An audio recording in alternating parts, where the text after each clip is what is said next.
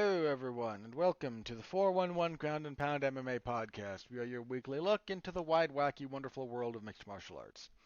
My name is Robert Winfree, and I'm your host. Uh, the usual boilerplate. I've had kind of an off week, if I can be totally honest. Um,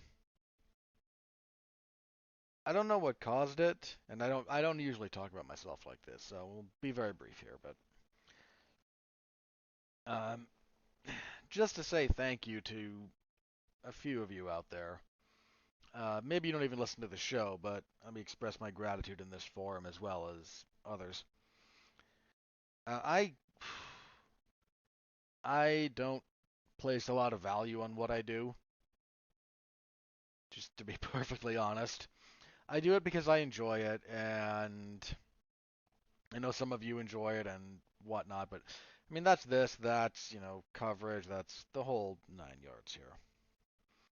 I don't think very well of it as a not just my own work, which I am hypercritical of, but it's kind of like the whole thing.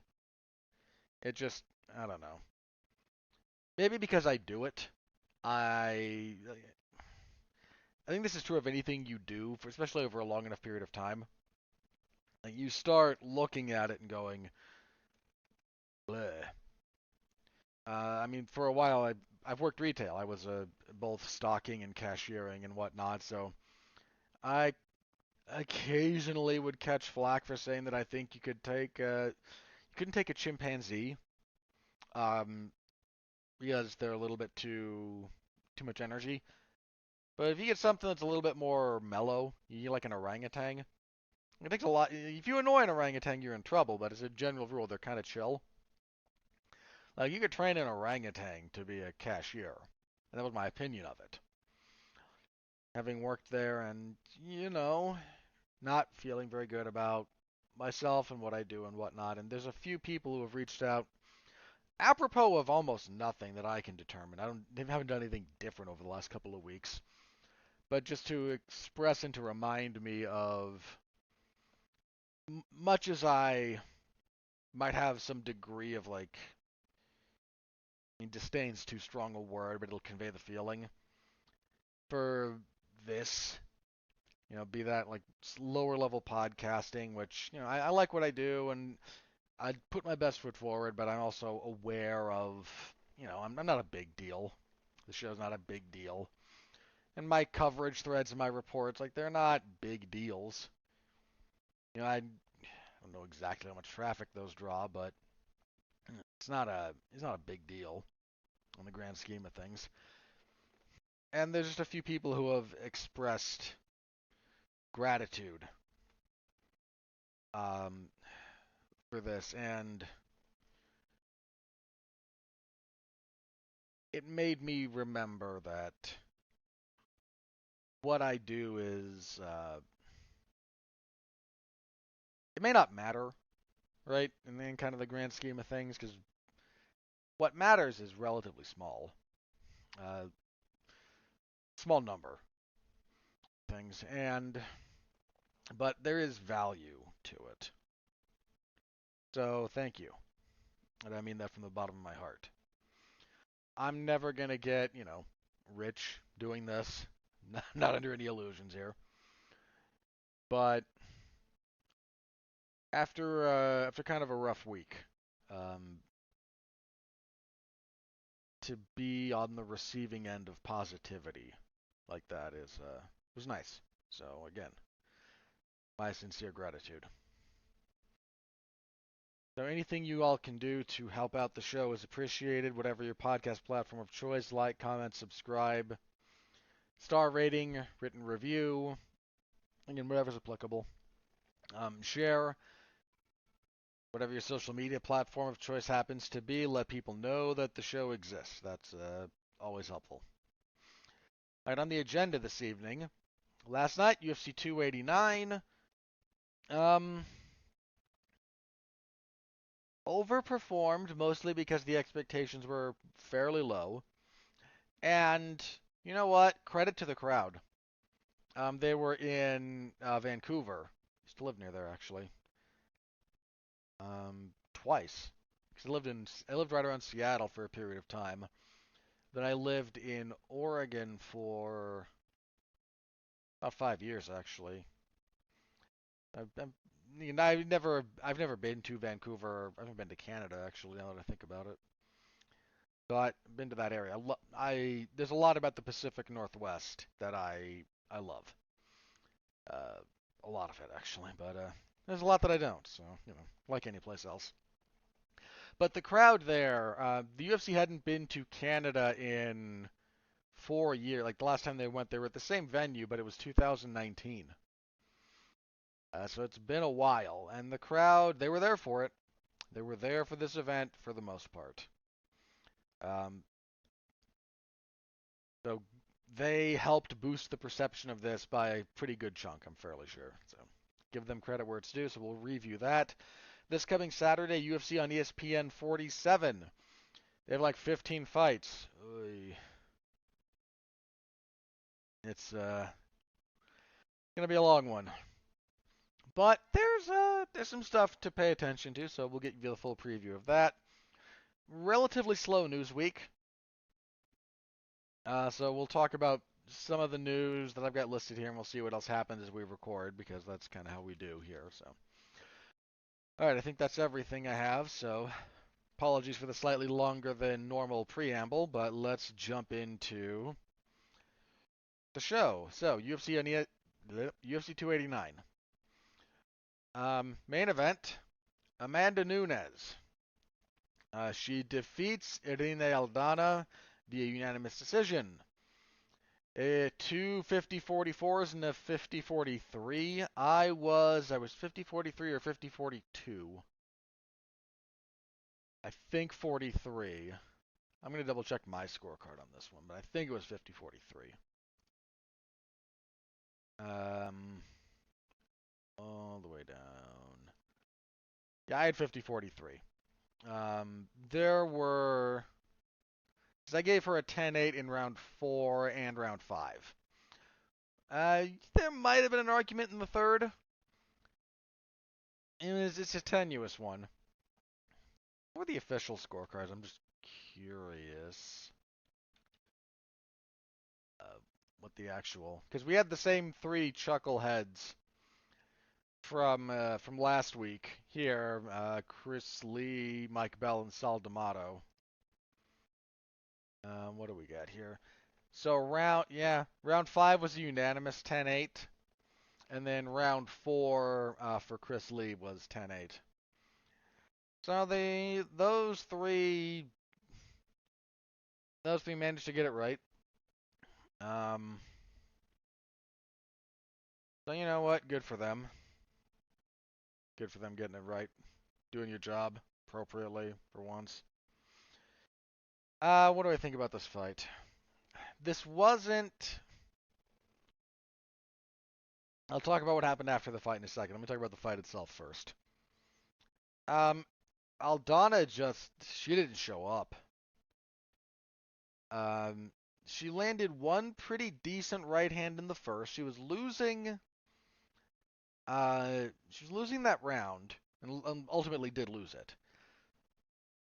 But she kind of pushed again towards the end of the round. She gets pushed back against the fence, clinch breaks, and lands a right hand that got Nunes' attention. Didn't hurt her, it didn't wobble her, but it definitely kind of reminded her that, okay, I'm actually in a fight and I can't be reckless. But this fight was just Nunes kind of, if she was at distance, it was kind of poking with front kicks and calf kicks. She got a bunch of takedowns. Some of them she didn't even really follow Aldana to the ground on. She just tossed her down and went, nah, get up. Uh, Anytime she kind of got a little bit into boxing range, she was able to land pretty well. Pretty decent clinch work. Nunes is just to the shock of no one, like a really, really good fighter. And she was just better everywhere. And Aldana just never got going. I mean, this fight just, I mean, this is going to ruin Aldana's stat line for a long time. Like, I believe coming into this, Aldana's average strikes landed per minute was 5 something. And that's a lot. Like that's a lot of strikes. And then in this one, she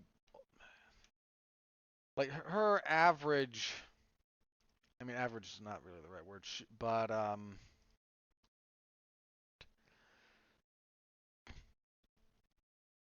yeah, I want to say she came into this fight with the strikes landed per minute north of 5 point something. After that fight and including it, she dropped her average down to less than 5. It's 4.86 now.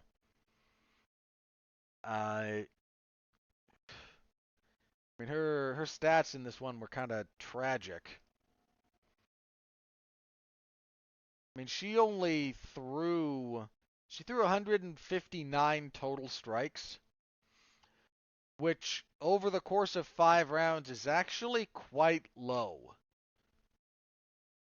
Uh, Her significant strikes were somewhat lower. She threw 143, only landed 41. I mean, to understand the level of dominance here that we're talking for Amanda Nunes, Nunes landed 101 more significant strikes. Like, Nunes landed essentially as many significant strikes as Aldana threw. Like, that's the level we're dealing with here. That's a huge disparity. Huge. Uh, yeah, Aldana just she looked frozen. She looked utterly frozen.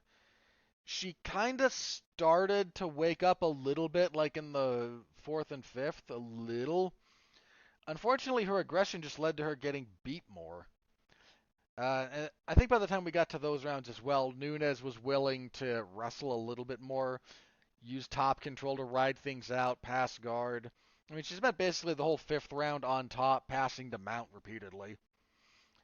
Uh, yeah, this was one of the worst statistical performances of Aldana's entire career, by a pretty significant margin. Um, and again, in the course of this 5 round fight, like some of the fights where she stopped people, like both Yana Santos and Macy Chesson, like she landed both of those were 37, and she stopped both of those. She barely landed more strikes in this entire 5 rounds than she did in rounds that ended in fights that ended in the first. I mean, she's normally a fairly high output fighter. Even in some losing efforts, I kind of thought she beat Raquel Pennington, but she just had nothing here. Uh, it was just bad. Like this is the kind of this is the kind of non-starter performance that might stall out your entire career.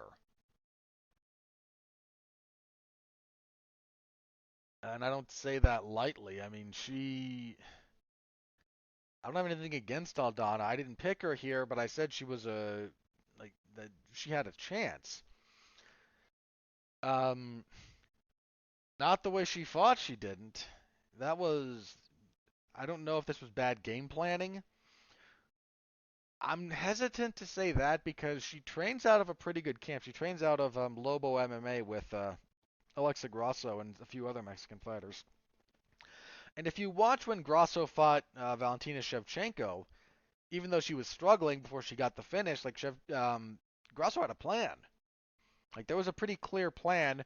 Here's some stuff we've observed. Here's the patterns we've built around it. We're gonna fight off the side headlock throws. We're gonna work on any time we get back exposure, we take it. There was stuff she'd worked on to deal specifically with Shevchenko.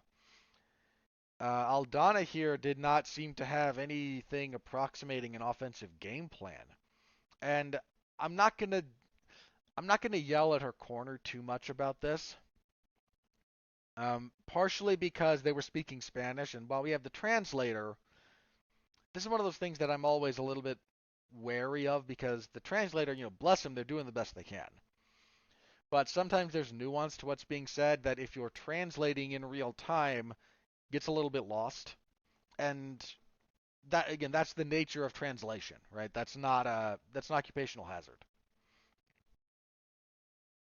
So the fact that her corner was not giving her a lot of technical advice and was more trying to motivate her. Now, there might have been there might have been a technical game plan that she just couldn't follow for whatever reason.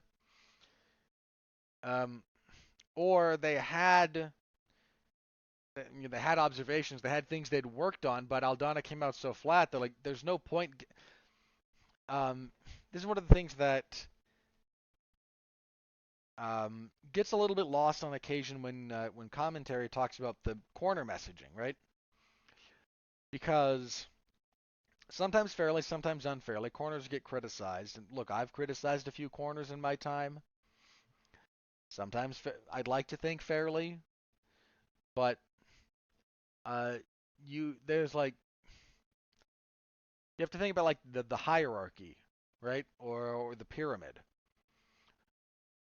Uh, Pyramid's maybe not the wrong thing. I tend to think of it more as kind of a continuum, personally, because what's the first thing you have to do for a fighter if they're going to be in that kind of situation? What's the very first thing you got to do? I mean, like baseline. Look, they know enough to fight. Clearly, we've reached a high level. It's a world title fight. What's like the baseline thing you have to have from them and to help impart to them before you can deal with anything else? They have to be in the fight. They have to be motivated. They have to be mentally and emotionally engaged, and they have to be there, right? You have to be in the moment. You have to be present, and you have to be motivated. This is one of those weird things that if you've never, look, I've never had a professional fight. I've never had what I would call a serious amateur fight either. I've sparred. That's kind of the extent of it. But even sparring, you've had these moments where it's like, yeah, I'm not feeling it. And I've been around some other people who have done more serious training and fighting than I have, and it's I've talked with a few of them about it, and it's kind of the same thing. Like, you might think I'm in a world title fight, someone's across the cage from me, and they're trying to kill me. In this case, it's Amanda Nunes, the greatest female fighter of all time. And what do you mean you need to motivate me? This is the situation itself is motivating. Again, not as much as you might think. Like if you go out there cold, and that's not just a physical thing. Like if you go out there and you're mentally not there, if you're just kind of floating along, half doing what you've always done, not reading, not being engaged, like the corner can give you the best technical advice in the world, right? Like let me pick up something specifically for Amanda Nunes here. Like, okay, Nunes has started switching her stance. What do?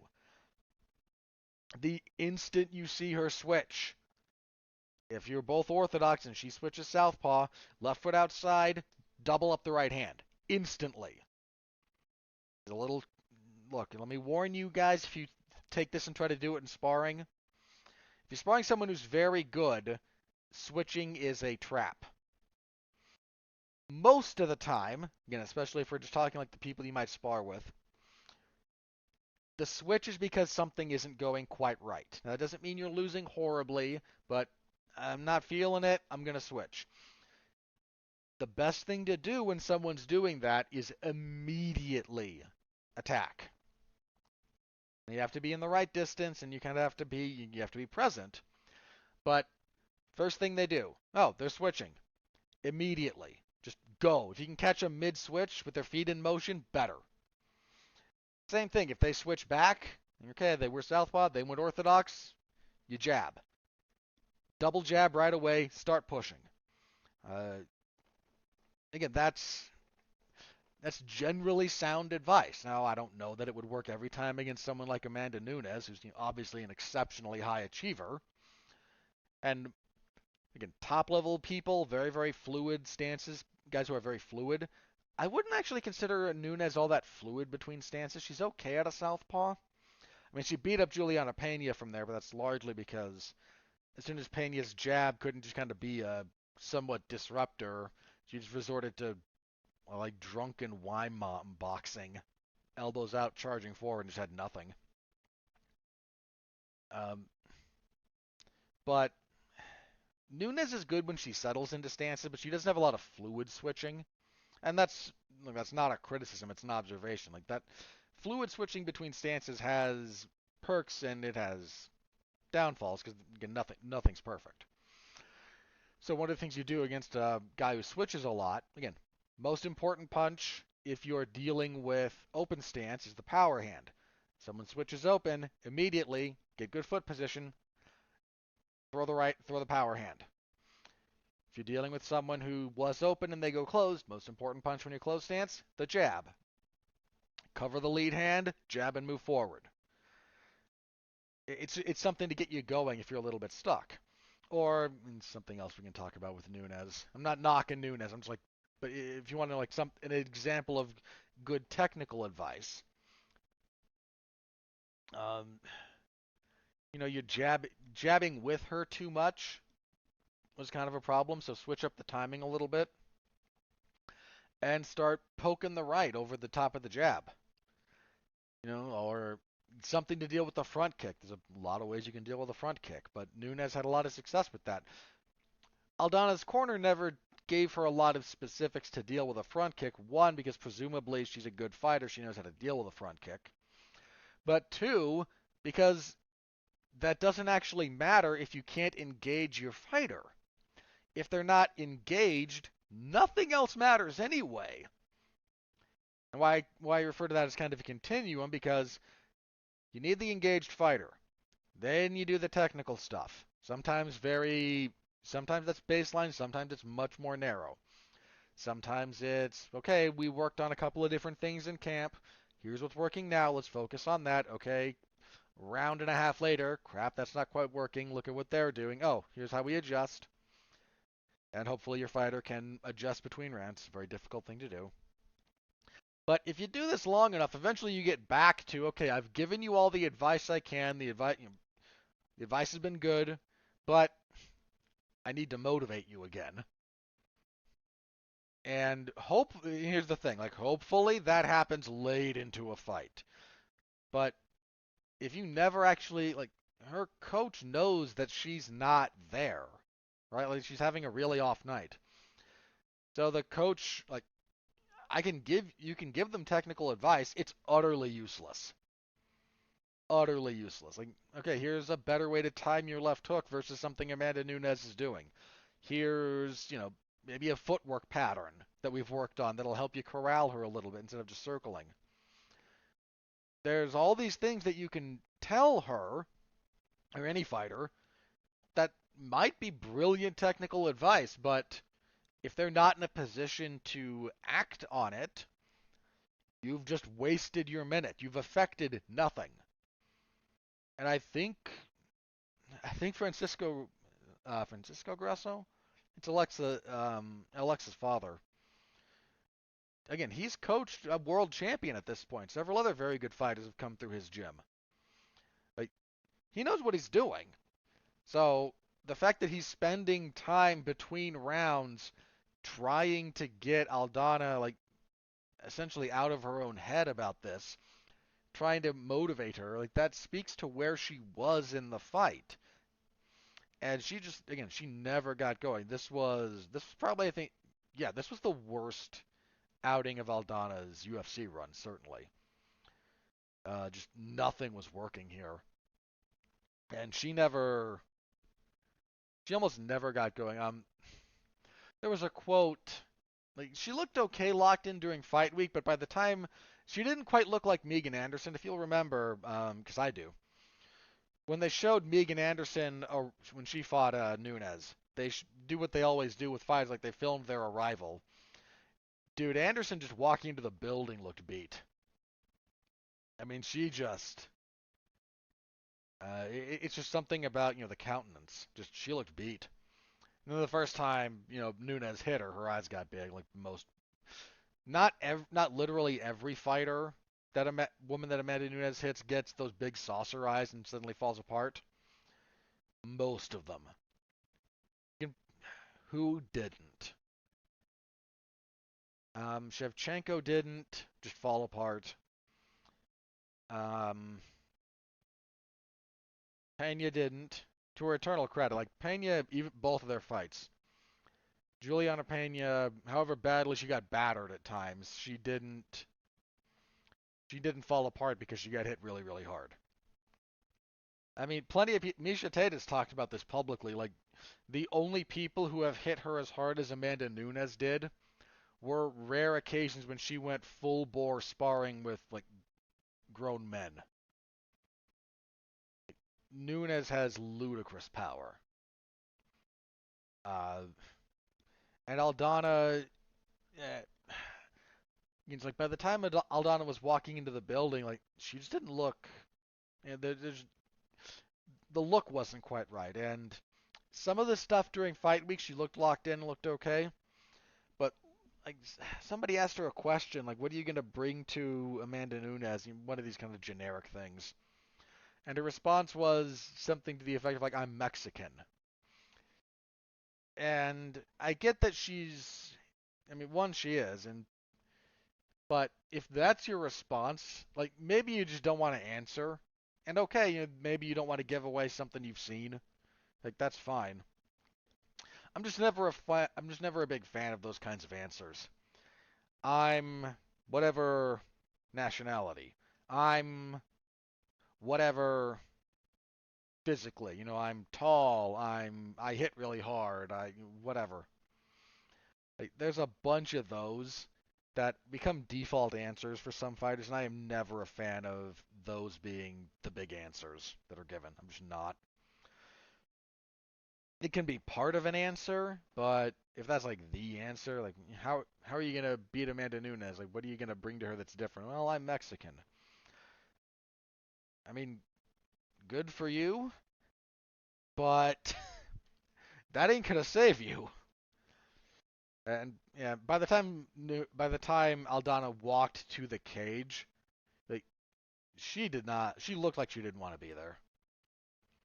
There's just something you can tell it. You've seen it in fighters before if you watch enough. Like sometimes, like walking out, they know, like they just know they're having an off night. Some of them are better at masking it than others, but I mean, let me give you an example. Somebody was pretty good at masking it, but on rewatch you can see it's there. When Jan Blachowicz fought Glover Teixeira for the title, um, if you rewatch that, like, you can see Jan, he's not there. Like something's off, and it cost him his title. And he said, I mean, to his like after the fact, he said, "Yeah, I woke up that morning in the hotel and knew I was off and knew it wasn't my day. Like that happens." So Aldana, I don't know if it was a that day thing or some part of that week, but by the time they got into the cage, uh, nothing, just nothing. So Nunes retains the bantamweight title. This gives her her 11th win in title fights in the UFC, equaling Anderson Silva, still behind the people ahead of them. I think John Jones and Demetrius Johnson are ahead of them because Johnson has 12 wins in UFC title fights. Jones has some stupidly high number. But so Nunes equaled Anderson Silva. GSP might be ahead of that. He's somewhere in that list too. I forget exactly where, but some of that's neither here nor there. She equaled this record from Anderson Silva. Post-fight announces her retirement. She's the double champ. She's going to retire as double champion. Um, her wife is pregnant with their second I think it's another daughter, second child if they don't know the gender. She and Nina had her daughter with her, and she's bought property in Brazil and is connecting with her family a little bit more. She is ready to be done, and you know what? What can you say about it? She's 35. She's accomplished everything she's going to accomplish. Like, again, what else was she gonna do? Beat Juliana Pena again? I mean, you could argue that a trilogy there wouldn't be wholly uncalled for. In fact, Pena was supposed to be in this fight before she busted her ribs. But, like, that second fight wasn't close. I mean, at all. I don't know. So again, I don't know that it's really all that necessary. Yeah, Nunes has, I mean, she has the most consecutive wins in UFC women's history. Just list off some of her accolades if you don't mind. She has the most wins in UFC title fights amongst women, period, at 11. Most wins in women's bantamweight championship fights. Most bouts in UFC bantamweight and UFC women's bantamweight championship fights. First simultaneous champion in UFC women's history. First UFC fighter ever to defend titles in two divisions while holding both belts. She's got the fourth longest single UFC title reign of all time. Because I believe her featherweight title reign was something stupid. Yeah, like almost 2,000 days. Like 1980, yeah, 1981, there's the number. The only guys with longer reigns than her are Demetrius Johnson, George St. Pierre, and Anderson Silva. I mean, yeah, she and Anderson Silva are tied for most title fight wins in UFC history. She's littered throughout. I mean, and let's also just take a look at some of the names on her resume, if you don't mind. I mean, you may not remember this one. Her Strikeforce debut when she knocked the stuffing out of Julia Budd in 14 seconds. Julia Budd's still around, actually. She fights for PFL now. I mean, oh man, she did bad things to Raquel Pa'alui before choking her out. Made her way to the UFC, beat Sheila Graf. Gaff was supposed to be something a little bit. Stopped Juraine Durandamy. Lost to Kat Ngannou. That was a tough one. She battered and brutalized Shayna Baszler. Baszler was a little over the hill at that point. Just a lot of injuries and a lot of physical issues had kind of piled up for her. But I believe she retired Baszler and sent her to professional wrestling with some brutal leg kicks. Was that Baszler's last fight? If it wasn't, it was real close. I'm going to check. And she had one more after that. 2 years later, she fought in a deep promotion, Deep Jewels. But for all intents and purposes, Amanda Nunes retired her. She beat up Shayna McMahon, beat Shevchenko twice. I picked against her when she fought Miesha Tate for UFC 200. I picked Tate in that fight. I felt very foolish after that. She ran over her. She beat Ronda Rousey, another one I picked wrong, actually. I can tell you why I picked that one wrong. I can tell you why I picked both of these, actually. In the case of Tate, I figured Nunes would have a lot of success early, but that Tate's durability would see her through, and then Nunes would fade as we got into rounds like 4 and 5, and Tate would get something done in the end. Turns out Tate couldn't deal with what Amanda was dishing. When it came to Rousey, it was a technical thing. If you look at some of the previous stuff from Nunes, she would fall into clinches very easily. And that's a bad thing to do against Ronda. Now, again, very, very wrong. Stops Ronda in less than a minute. Tough split decision with Shevchenko in their second fight. She just she beat the crap out of Raquel Pennington. She knocked out Cyborg in 50 seconds. Stopped Holly Holm in the first round. Beat up Jermaine Durandamy. Poor Felicia Spencer had nothing for her. Utterly dominated Megan Anderson.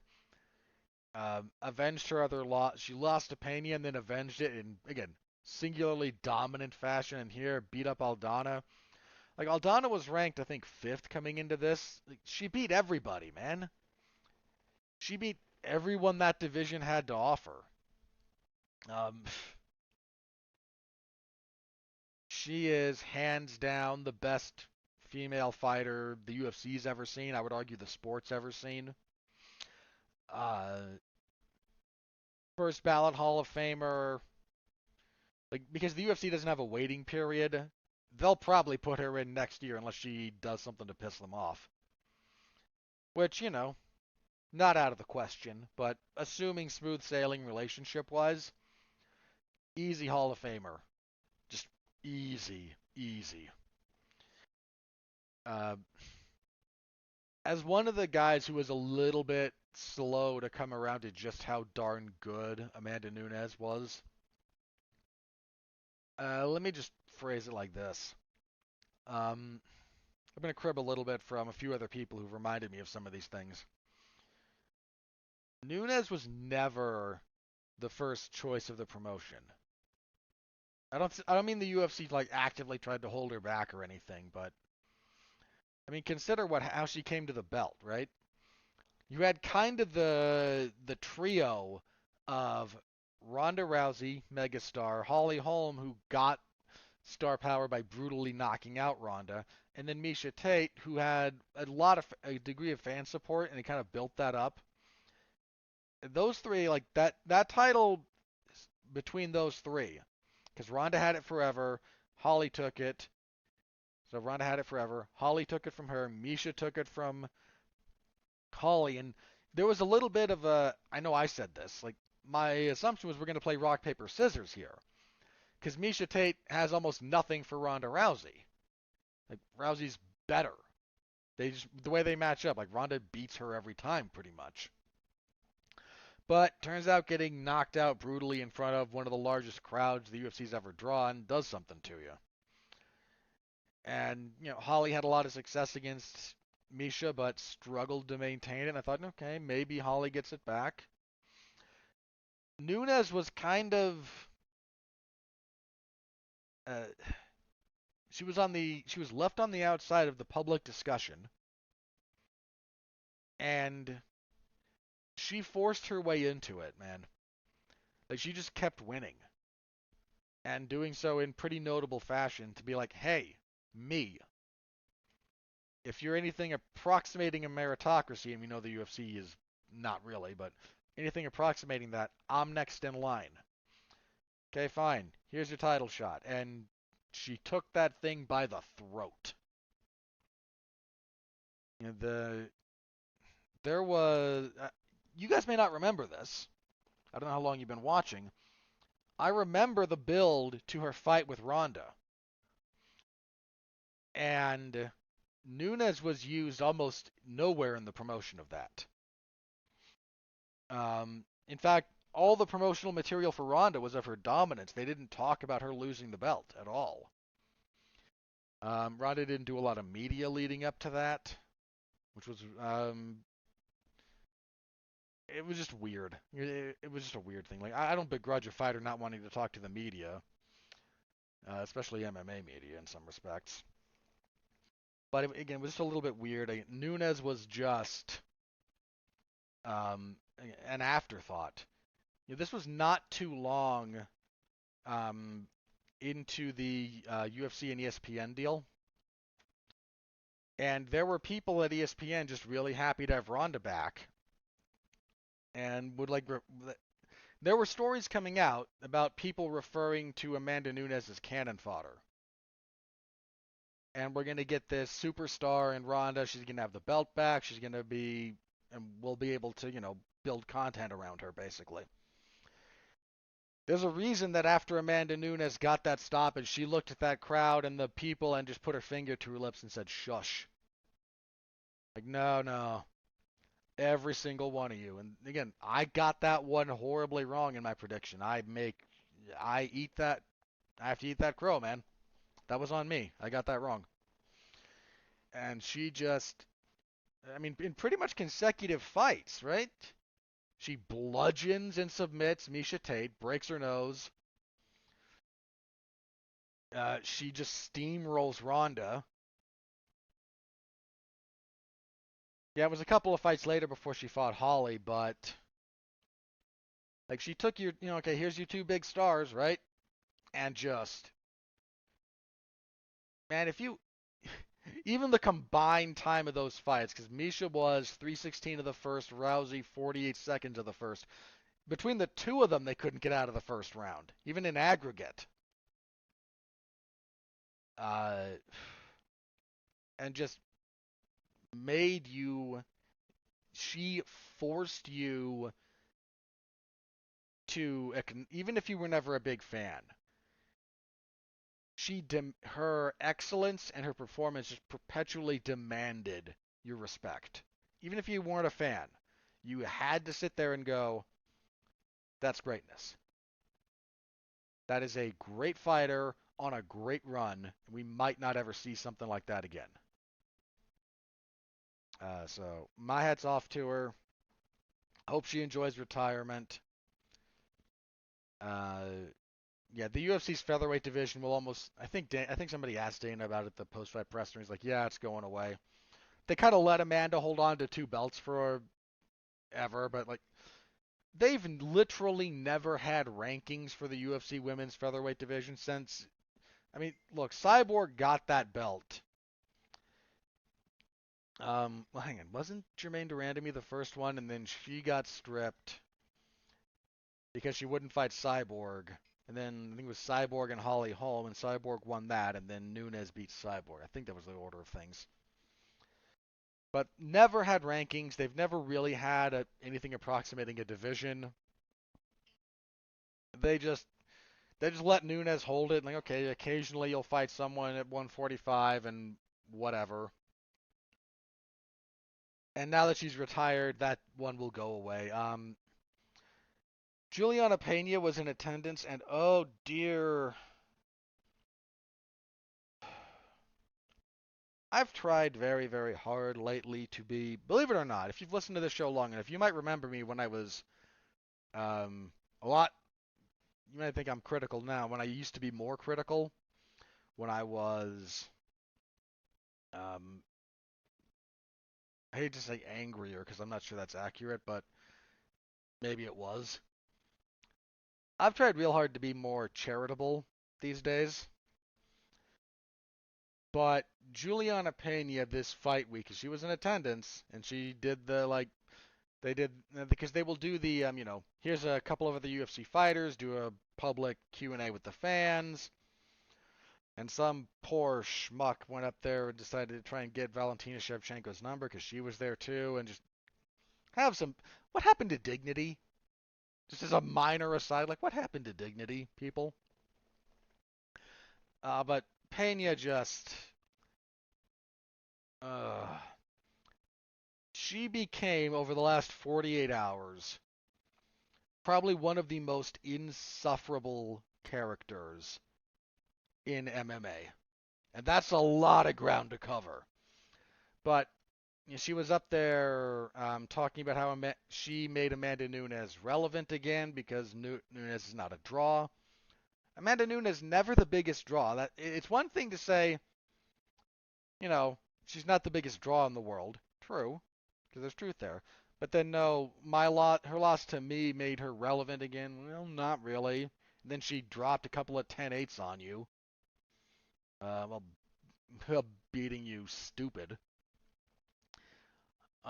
She pointed to like some of the YouTube numbers because the UFC will release the embedded stuff or the countdown, and the countdown numbers for Beneil Dariush and Charles Oliveira for that segment, it did like double or triple the numbers for Nunes and Aldana.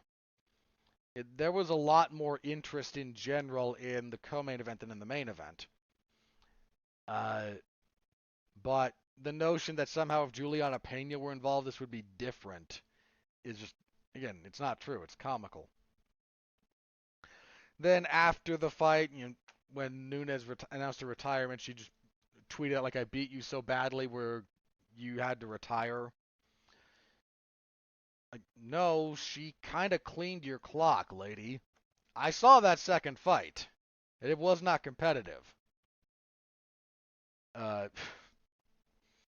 but just, again, this span of like 48 hours, man, she turned into just one of those characters that, and if she's playing up a gimmick, fair play.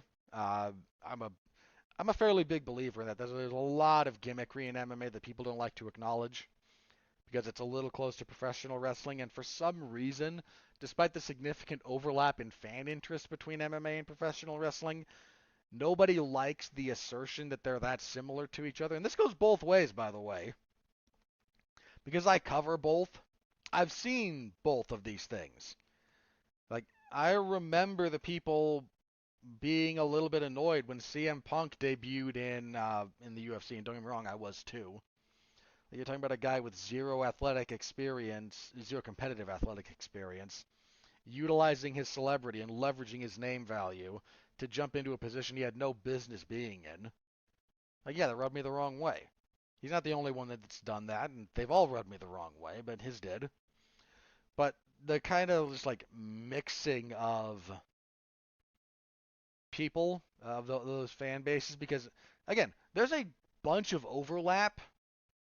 There's a ton of market research to this point, but no one likes to see them cross over. Like, there are plenty of people who enjoy both, but they want them separate, and I understand that. Like, part of this, I think, with MMA. Let me talk about the MMA side for just a minute here. There's still an inferiority complex with a chunk of MMA fans, and it's a little annoying. Like, MMA fans out there who still like have one of these things, please listen to me. Okay? Please listen to me. The UFC is not the underdog. They're not the little guy. They're $1 billion entity. They're $1 billion in revenue. They're going to do like 400 million in profit this year, 2023. Okay? Year one, not the little guy anymore, not being persecuted, not being stepped on or shunned or looked over. No, that's not it. The UFC is where it is, not the little guys anymore. Stop pretending you are. That chip on your shoulder is not doing you any favors. But it exists still. And so again, I'm asking you, please don't side with the promotion. Okay? That's again, $1 billion entity. They don't need you sticking up for them online makes you look stupid. Don't do it. But more importantly, I think, and again, because of some of the history of MMA and pro wrestling, and again, they're very intrinsically linked, more so than people like to admit. There's a lot of, we don't even want the appearance of the impropriety that professional wrestling would have in an MMA context. Because professional wrestling, and I'm not here to knock it, okay? What they do is very difficult. What they do can be very engaging. If you like pro wrestling, cool. This is not judging you. But it's a work, and that's fine. Again, this is just a statement of fact. It's a work. MMA is, in theory, most of the time, not a work. And MMA fans just really don't want that association because they still feel like everyone's looking down at them for some reason. Please, stop this. Please stop this. It's not helping you. It's not helping anyone. Please stop. And on the pro wrestling side, they don't like the association because, one, MMA fights are not always exciting. Granted, look, if you like, again, I'm not here to knock professional wrestling as a genre, okay? Please understand what I'm about to say here.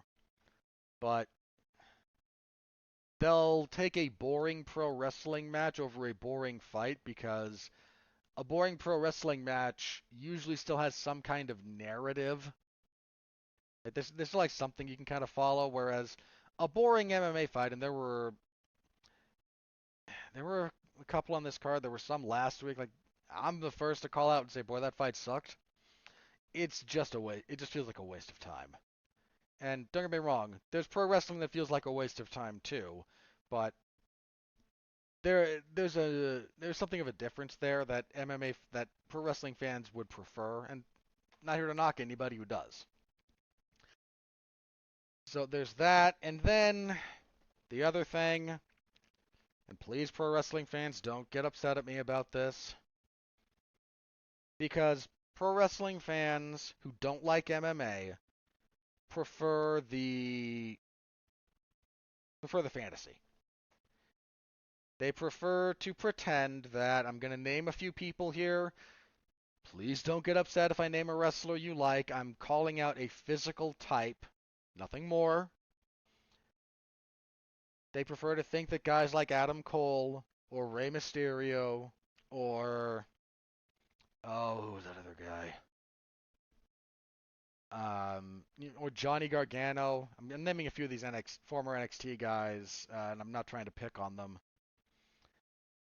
Or The Miz. They prefer to think and they prefer to live in the fantasy world where these people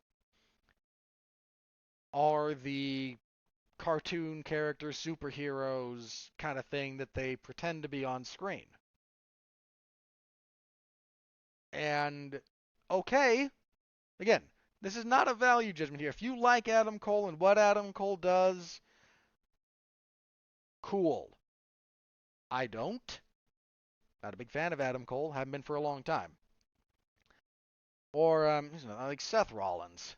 Let me give you that one. Like Seth is like Seth's I got issues with Seth. And they're kind of long-standing. But they would rather live in the fantasy world where, 5'4" Adam Cole. I think he is like 5'4" actually, like five. He's not a tall man who is able to succeed at a high level. Again, Rey Mysterio, man, I love Rey, but they want to live in the fantasy world where Rey Mysterio can compete on a somewhat even playing field with men significantly larger than he is, and that's just, again, it's just fantasy, and that's okay. It's inherent to the genre, but they don't like it. Fans who are like this, they really don't like it when you point out the difference in reality because the honest ones will admit that it's fantasy and that's what they like. And I got no problem with that at all. Again, I like the fantasy of this here, and it's not reality, and that's part of the appeal. Fair enough, man. But there's these two sides that just really don't get along all that well. And it's weird. Again, especially with the crossover. Especially with the crossover. I mean, Brock coming back and forth, being very successful at both of them. Ronda's first run in WWE, dude, she was over like Rover. Now, not quite so much, but and there is just that kind of cross pollination, but they don't like it, and I don't know what they're gonna do once it's official, once the merger of WWE and UFC is official. That's gonna be weird. That's gonna be a weird little bit in time for both genres. So, uh, rambled a little bit there, didn't I? But the long and the short of that, to get back to Amanda Nunes, she Yeah. So she's retired. So retiring. Wish her nothing but the best. As for Aldana, man, yeah, that's this one's gonna follow her for a little bit, I think. Like, I'm not saying she can't get back to the title level. Um, I remember where I started there. Gimmickry on Juliana Pena.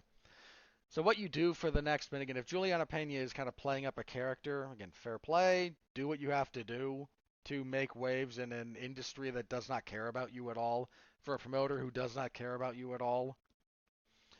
I don't know if she'll be in a fight for the vacant belt. She might be. We might get Juliana Pena versus like Raquel Pennington. And yeesh.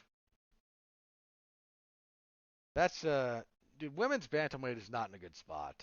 And I've been saying that for a while. That's not just because Nunes is left.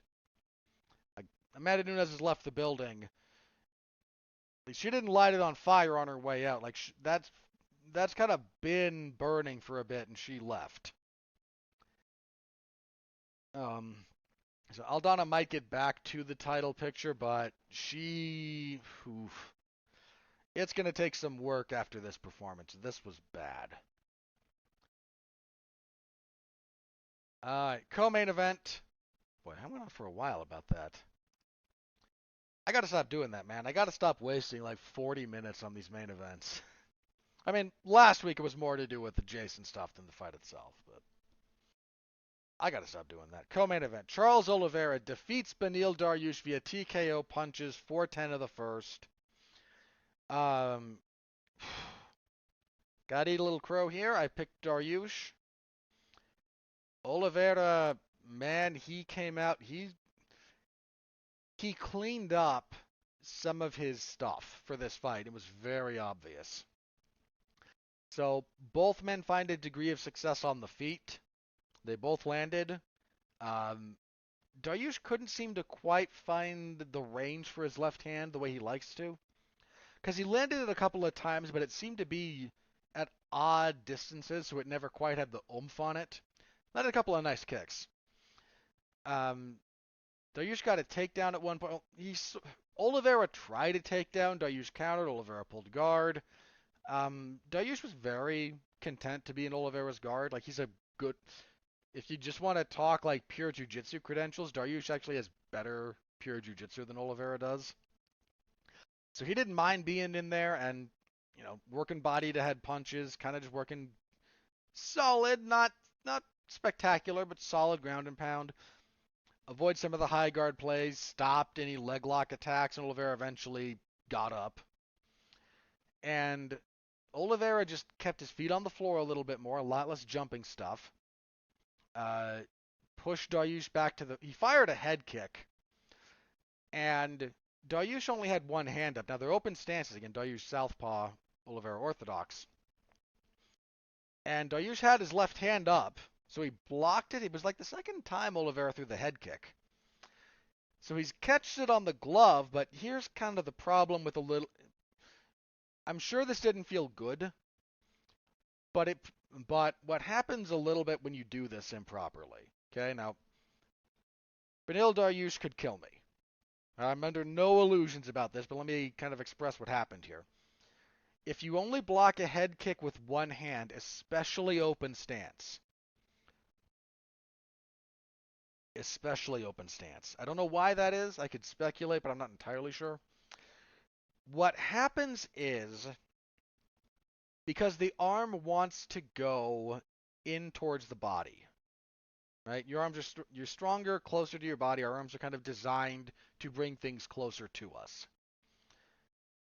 Um, More so than pushing away, which is kind of a weird thing when you look at where some people are stronger. But that's kind of neither here nor there. Um, so if you get it going in towards the body, you have to you have to brace it to stop it. It doesn't want to brace naturally from the motion. Whereas if you take someone's arm and try to pull it away from their body, you do kind of naturally resist that a little bit. Um, so if you've only got the one hand up, you need to be really strongly braced. And There's more power because it's going further distance, and distance gives you more momentum, more time to build power. And if it's only the one hand up there, you're probably not going to stop a kick cold with one hand. It's going to move your hand. And if it moves your hand into your head, you're getting like maximum leverage because suddenly your very powerful force from your leg is hitting the very top end of the lever that is your body. You're hitting up there on the head, the whole thing will move.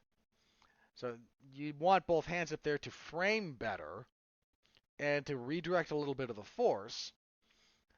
And it also kind of just engages your shoulders a little bit more if both your hands are up. It's kind of why head movement with both hands up is harder than head movement with both hands down. But Dariush only had the one hand up, so the kick hits into his hand, which then hits into his head, so it doesn't feel great.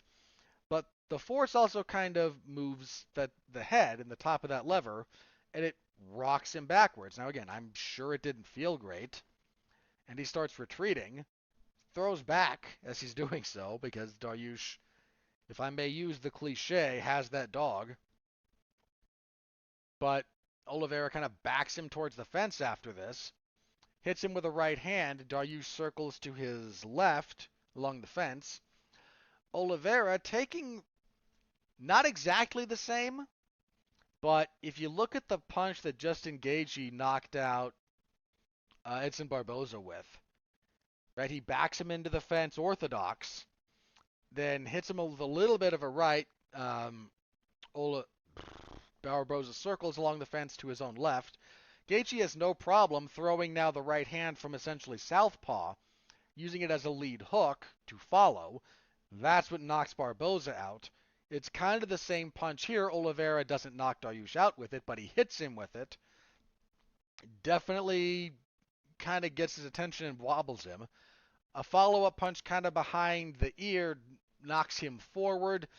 Dariush, man, if you want to study in contrasts, Aldana doing nothing and losing. Dariush here, even though he was a little bit behind, I mean, he was winning that first round before the finish. I had him winning that round. Even when he's in trouble here, he is still there. He is still after the fight.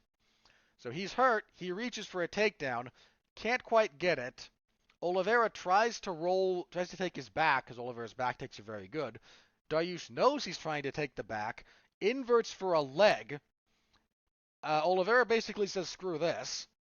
He spins to avoid the leg entanglement, gets on top in kind of half guard / a ride position, and rather than engage in any more grappling with this guy, just starts dropping punches and lands enough to get the ref to step in. Heck of a performance from Oliveira, who now has the most finishes in UFC history at 20. The only guy who has more finishes than him in Zuffa properties. So we include Pride in this because Zuffa bought Pride at one point. So if we do like Pride, WEC, Strikeforce, UFC, only one guy has more finishes combined across all those than Oliveira. Oliveira's at 20. The next guy is 21, and if you can, tell you what, I'll give you half a second, don't cheat. Take a guess about who has more finishes than Charles Oliveira. If we include, again, Pride, Strikeforce, WEC, UFC, someone who has fought in a combination of those organizations has 21 finishes. Take a second, pause if you want to, don't cheat, but throw a guess out there, because I know who it is. And for any of you that guessed the Croatian sensation Mirko Cro Cop, you win a cookie. Mirko, man, 21 finishes across those properties. If you didn't see Prime Cro Cop, man, you missed out. That man was a monster. My favorite stare down in MMA history. I can't remember if it's the first or second. I think it's the second fight between Cro Cop and Vanderlei Silva. Might have been the first one, though. They're staring across from each other, and Vanderlei doing his bouncing, aggressive thing, and Mirko just stoic. My favorite caption for this, someone else put it up there. I forget who did this, so I apologize. But they captioned this: Vanderlei looks like he's ready to kill someone. Cro Cop looks like he already did. Those two had murderous intensity between them. It was a joy to watch. That second fight, man, between those two and the Pride, Mirko's run through the Pride Openweight Grand Prix that he won. That's fairy book stuff, man. To win it on his 32nd birthday, uh, he beat. Did he beat Vanderlei and Josh Barnett in the same night to win that thing? I think that's how that went down. Sorry, I have deep affection for the best version of Mirko Cro Cop. Deep affection for it. Anyway, he's the only one with more than Oliveira at this point across those four promotions. Oliveira wants a title shot. You know, Dana White seems inclined to give it to him. After this, yeah, go for it. You know, I would not have been a fan of the immediate rematch given how the first fight went, because Makhachev, he that was not a. I hate to downplay Charles Oliveira, but that night between those two guys, that was relatively easy work for Makhachev. I'm not saying Oliveira wins a rematch. Makhachev is just a bad matchup for him, but do I think he could do better than he did? Yeah, probably. Almost certainly. But, you know, he needed, despite the long winning streak, you lose not like that. You kind of need one. Um, especially since they were fighting for the vacant belt, because if you'll recall, he'd been stripped of it for missing weight. Um, but to do that to Beneil Dariush, who's a darn good fighter, yeah, I still would favor Makhachev in a rematch between them, but he earned it, man. He earned that second shot at it. You got to give it to him, even if you don't like his chances. Uh, Gutted for Beneil Dariush here. This is a guy who maybe should have had a title shot already. Won 8 fights in a row at lightweight against increasing levels of opposition. Um, really unfortunate. I mean, I think what kills me about this is probably his last shot. This was probably his last one to get a title fight. He's 34, and at lightweight, again, man, 35 is kind of the cutoff. Right, welterweight and down, 35 and over, 2 wins, both of them Tyron Woodley. One against comically overmatched Darren Till, the other against 40-year-old Damian Maia.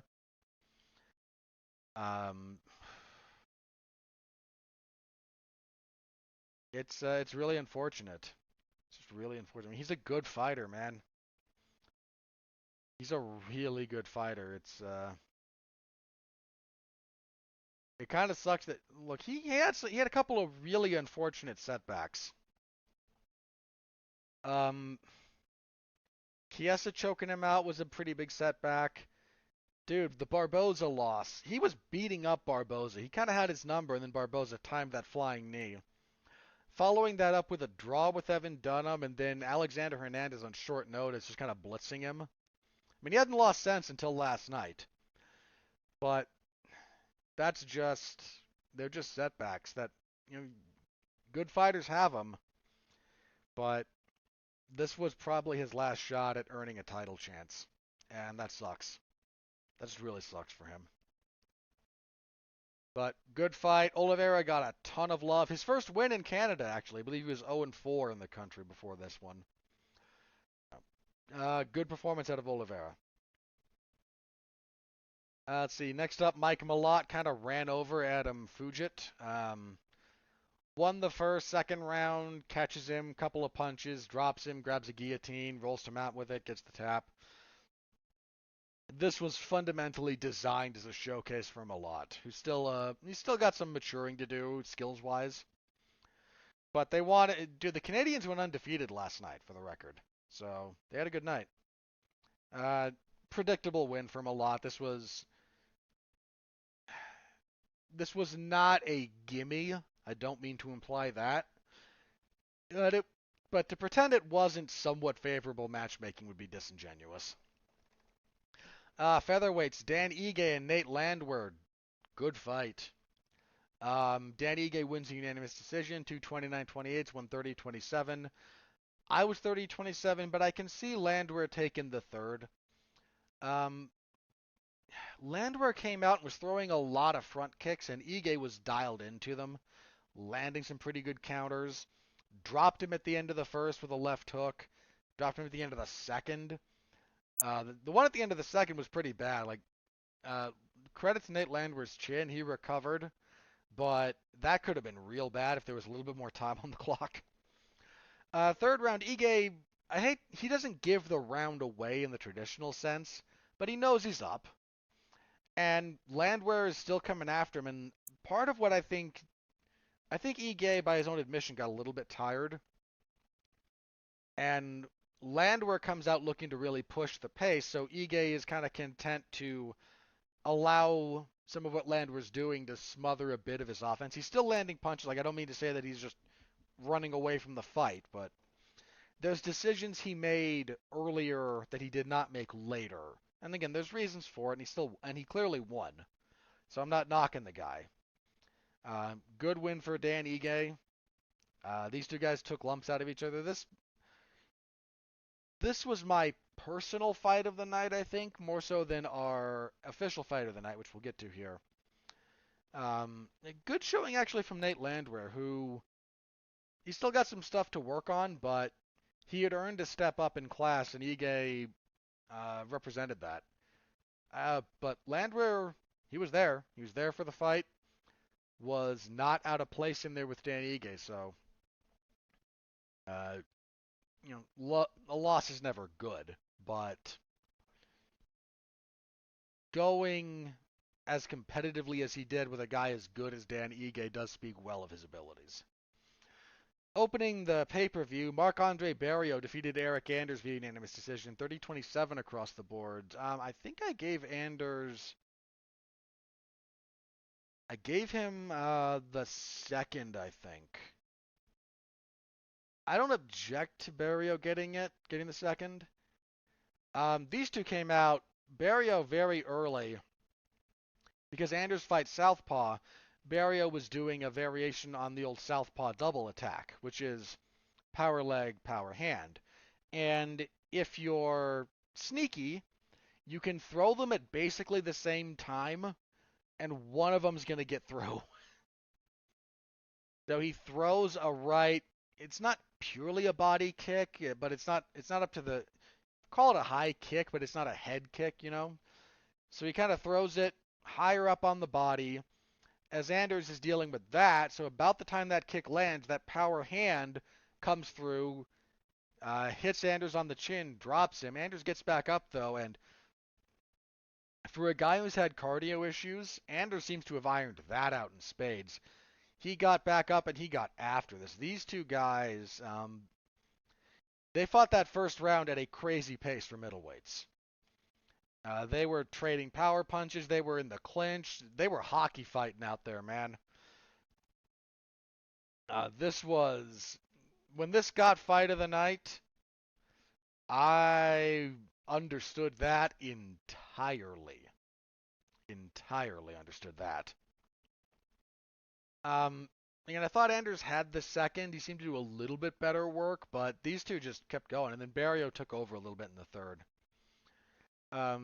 Just kind of a good old-fashioned brawl. Two guys of about the same skill level, willing to engage in the same areas of the fight repeatedly. Yeah, it was a good time. It was a good time. No objection to them getting that bonus check. Again, personally, I might have leaned more towards Ige and Landwehr, but I don't think this was a bad call, one iota. In fact, you could even argue that mine would be the wrong call there, but again, it's personal. Much as the UFC bonuses are, it's just kind of who Dana favors. Anyway, that was the pay-per-view. Not great on paper. We got a decent fight. We got a decent main card out of it in practice. Again, Barriault and Anders, good fight. Ige and Landwehr, good fight. Malatin Fugitt was what it was. Oliveira and Dariush was, 4 minutes of mayhem kind of. Main event was a disappointment. It just wasn't an engaging fight. I'll give credit to the Canadian fans again. Um, Apparently there were a lot of them leaving once we got through like the third round. Like, okay, we know what's going on here. But there were big stretches of this fight that, with a different crowd, particularly say a Vegas crowd, would have been booed out of the building. Just relentlessly, just showered in boos because it wasn't very good. So the Canadian crowd did not engage in that, and they could have. And you know what? If they could have, and again, there's stretches of time in that fight when it would have been justified. I'm never the biggest fan of booing fights because I think it gets overused. I think it's a lot of, this isn't how I want you to fight, do better when stuff is happening. At the same time, again, I'm not shy about coming out here and saying I thought a fight sucked. And if a fight is sucking, I don't object to a crowd expressing their displeasure. And they would have been within their rights at a few different times for that main event because it was not very engaging. All right, as for the prelims, oh, Chris Curtis, man, I feel so bad for that guy. His fight with Nasruddin Imavov is called off 304 of the second, ruled a no contest due to a clash of heads. So let me start with the positive here. Both guys looked pretty good. Imavov looked real sharp. Now he's had cardio issues in the past, and this is one of the reasons I feel bad for Curtis. Like, did Imavov win the first round? Yes. He landed some pretty good punches. He had some slightly awkward timing that Curtis was trying to pick up on with some of his strikes. Fast hands from Imavov, faster than usual actually. So again, good stuff from Imavov there.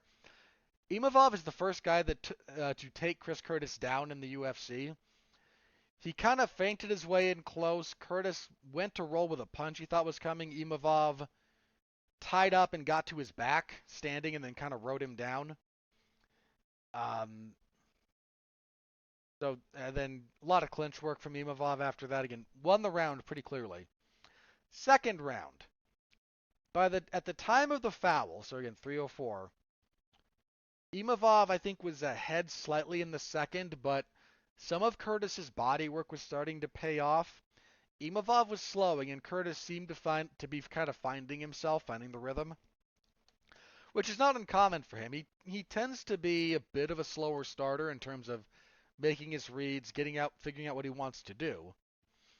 And so who's to say how this fight would have gone? Imavov might well have still won this. I'm not saying Imavov was saved or that, Curtis wanted out. He was starting to find some success.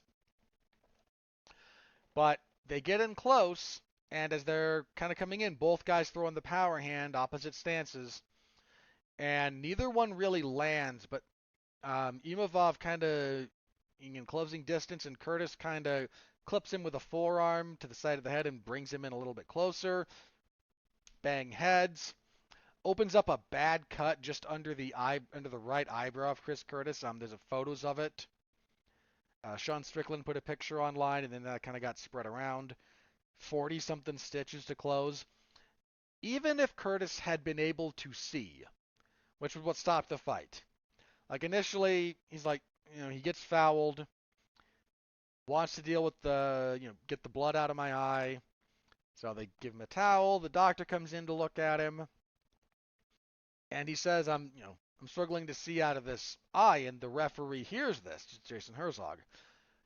And Herzog goes to say, if you can't see, you can't fight, and goes to wave it off, and Curtis begs him, like, no, please don't wave it off. Just give me a minute. Let me see if this works itself out. And referee's like, okay, I can. The ruling for this is different. I don't know what it is specifically anymore, but the rule for, if you get fouled like this is not you have 5 minutes. Like that's the rule for low blows. That's not the rule for all fouls. Um, and I don't think, and this also varies by commission. So I'm going to assume that the referee and Herzog knew the appropriate steps to take. Like that he was within he was within the rules and doing his job. I'll give him that credit at the moment because he's generally a pretty solid ref. I've had my issues with him once or twice, but generally a pretty solid ref. And Curtis says, "Please give me a minute," and Herzog, "I'll give you what I can." So he again tries to clear the blood out of his eye. The doctor comes over to check on him, and he says, doctor checks on that right eye and says, "Yeah, I still can't see out of it. It's too blurry. I can't make anything out." And at that point, the referee has to call it. Um, Now the point here was even if he could see, that was a bad enough cut in a bad spot that might have stopped the fight anyway. Like that was again, it's not just that it's a long cut, and again, 40 stitches is pretty long. It's under the eyebrow, and that's where things get really gnarly.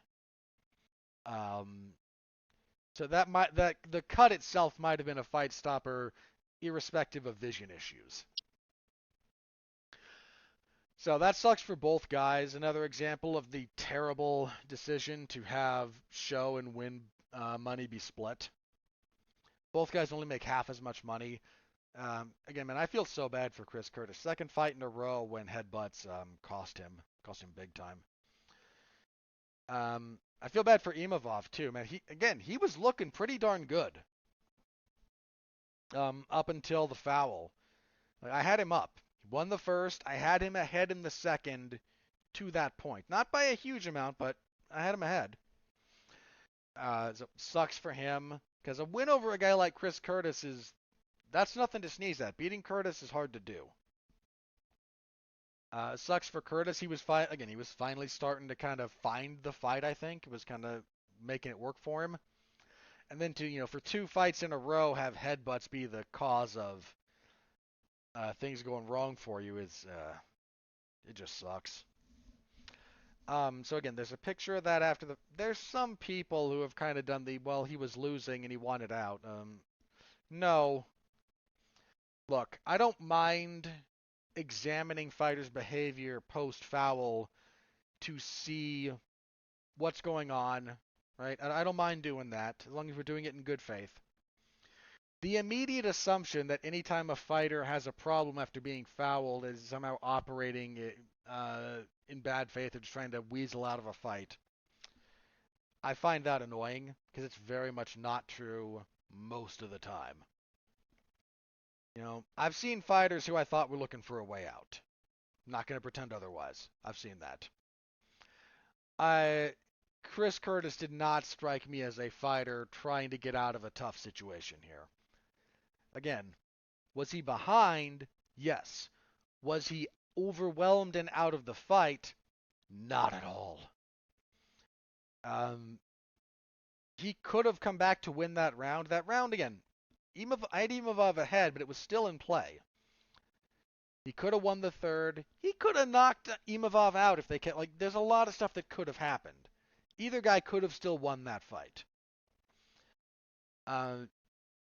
Because Sean Strickland posted the photo, somebody asked him, what do you think about the fight being waved off and whatnot? Or Curtis saying he couldn't see. And he said something kind of interesting. Because Sean Strickland he's got his persona. And when you get him beyond the persona, and I think what he answered here, again, his answer here was quite telling. He said, I can't remember the exact quote, but I'm going to summarize. As a guy who spent 15 minutes getting his head bounced off the canvas by Usman, because when Sean Strickland fought at welterweight, he did fight Kamaru Usman. And this was on Usman's meteoric rise. Usman won that fight, clearly. But as a guy who got his head bounced off the canvas by Usman for 15 minutes, with a broken orbital floor,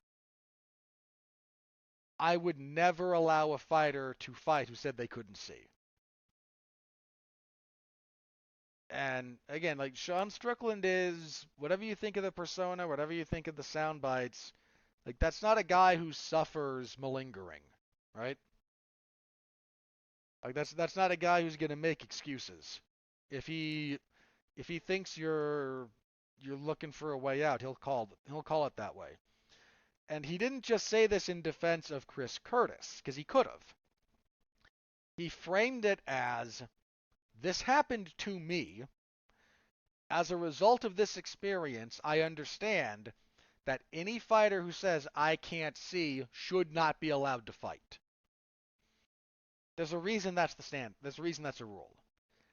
So I'm not here to throw stones at Chris Curtis. Unfortunate way that fight went. Uh, Women's flyweight, Jasmine Jasdavisi is pulling a significant upset, defeats Miranda Maverick via unanimous decision, 29-28 across the boards.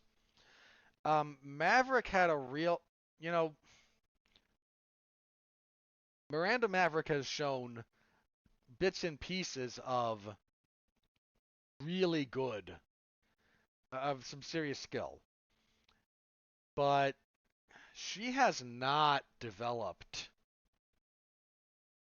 a whole lot. I mean, look, I thought she beat Macy Barber. I thought that was a bad decision. But Blanchfield beat her fair and square. Jazz Davicius beat her fair and square here too. Um, look, she's young. She's 25. Um, but there's some development that needs to happen here, and I think we need to start seeing it. Because if that doesn't happen, more of this is going to. Jasdavicius got after the fight a little bit more forward pressure. Maverick tried some takedowns, but got countered every time, and Jasdavicius got on top, and Maverick just didn't have much off of her back. Just more activity, more aggression, more effective work from Jasdavicius overall. I think Maverick had the first, but after that, Jasdavicius kind of started rolling downhill. Bantamweights, this one. Ayman Zahabi knocks out Orichi Long in the first round, 104 with punches. Orichi Long throws a leg kick, and Zahabi throws a bit of a right hand to counter, more of a distraction. His left hand reaches down to catch the kick, and he kind of gets behind the knee. So you're now in kind of a knee tap position with one hand out posting, one hand behind the knee. Orichi Long reaches down with his right hand to address the hand grabbing his knee, leaving open that side of his head, so Zahabi lets go of the leg and comes up with a left hook that just ends Orichi Long's night. Yeah, Zahabi that's a feast or famine kind of fighter. He either gets a pretty brutal finish, or his fights are just utterly uninteresting. There's not a lot of in between with him. Featherweight, another upset here. Kyle Nelson defeated Blake Bilder via unanimous decision, 230-27, 129-28. Bilder struggled with the reach of Nelson. Just longer guy, a little bit more committed to the work. A lot of movement from Bilder, but couldn't do much off of it. Nelson's jab gave him a lot of problems. Much needed win for Nelson, who was like I think 1-4 in the UFC. Yeah. All right. Other upset. So Steven Erceg steps in on short notice to replace Matt Schnell. He fights the ranked David Dvorak and beats him. 229-28, 130-27, unanimous decision. Dvorak was doing pretty good in the first, and then gets cracked with a right hand and dropped with a head kick. Was that the second? That was the second round. Sorry. First round, I kind of thought Dvorak won. It was a competitive round. I believe the second round when we had the drop, and then Erceg just kind of kept rolling on him from there. Dvorak's good, but he kind of struggles once things don't go his way. And I don't quite know. He doesn't adjust well. after things go against him, and he's got to fix that. Heck of a debut for Urseg to come in, beat a ranked opponent. Looked like he belonged there, looked the part of a top flyweight. Curious to see what he can do with a full camp. Heck of a debut. Heck of a debut. And kicking everything off, Diana Belbice defeated Maria Oliveira via unanimous decision, 230-27, 129-28. This felt like amateur hour, if I'm being honest. A lot of set, come together, throw a three-strike combination, reset, repeat. Jack Slack made the observation that a lot of lower-level women's MMA looks like they're just working pads. You can see them, like, Padman calls out combination. They step in, bop, bop, bop, bop. They step back and they reset. A lot of that in this fight. Not impressed with pretty much anything out of this one. But maybe I'm being overly harsh. I don't pretend what they do is easy, but I'm not going to pretend that I didn't see what I saw. That was the whole card. So your bonuses, I mentioned already, Fight of the Night was Barrio and Anders. Performances went to Charles Oliveira, Mike Malott, and Steven Urseg. Surprised they didn't give one to Zahabi. I would have gone Zahabi over Malott, personally. But, understandable. I don't think any of those are wrong. So if you want my full report as well as round-by-round scoring, you can find that over in the MMA Zone of 411mania.com. Thank you all very much. I appreciate it. Did not expect that to take as long as it did, but, well, here we are. So let's move on, trying to pick up the pace a little bit here. Saturday, we will have UFC on ESPN 47. Main event. Good main event. Marvin Vettori versus Jared Cannonier. Hard for either guy to earn another crack at Adesanya, especially Vettori, who's lost to him twice. Vettori's coming off the win over Roman Dolidze. Before that, he had the loss to Whitaker. Whitaker just kind of beat him everywhere. Cannonier, what did he do recently? I thought he lost that Strickland fight. I'm sorry. That's what I saw. That's how I scored it. Lost his title fight before that. This is a tough one. See, Marvin Vettori he's a very fundamental kind of meat and potatoes fighter. He gets by on a couple of things. One, he's okay everywhere. There's not really a phase of fighting that he's bad at, which is a good thing. Two, he's got a head like a cinder block. Like, I don't know that he's ever been knocked down. Hang on, I'm going to confirm that.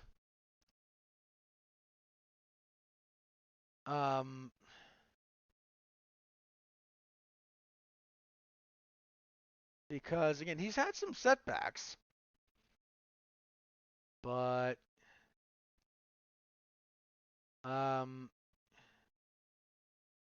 because I believe he knocked Hermanson down when they fought. Let me double check that.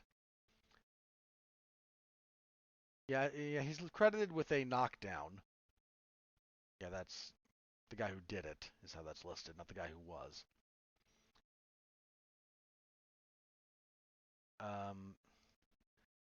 So he knocked down Hermanson.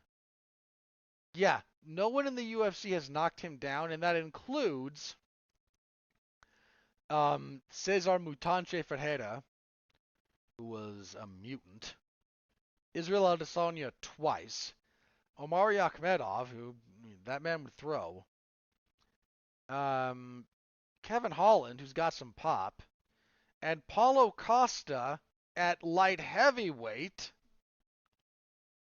Paulo Costa hit him flush repeatedly. Couldn't knock him down. Whitaker couldn't knock him down. That dude just, again, head like a cinder block. Will not go down. Now, Jared Cannonier hits really, really hard. So that is in play for that record, for that to be changed, but I wouldn't count on being able to knock out Marvin Vettori. Not saying you can't do it, In fact, has he been stopped? I think he's been stopped with strikes before. Maybe early? No. Dude, he's never been finished. Any kind of finished. Um, and again, he's fought some dogs. And so there's that. It's 5 rounds. Both guys have shown a capacity to go 5 rounds. I My hunch is Vettori grinds something out, but again, here's kind of the big caveat here. Cannonier doesn't just have really good power. He's actually pretty good about timing you. And Vettori is somewhat predictable in his offense. And I don't mean that to sound like some giant negative, but there's not a lot of mystery to Vettori's game. It's still really hard to beat him because hey, it turns out having good fundamentals pretty much everywhere makes you very hard to beat. So I'm gonna lean towards Vettori, but I don't know, man. If he can't get some kind of control, probably against the fence, if he can't really control Cannonier in the clinch, he's gonna have a hard time.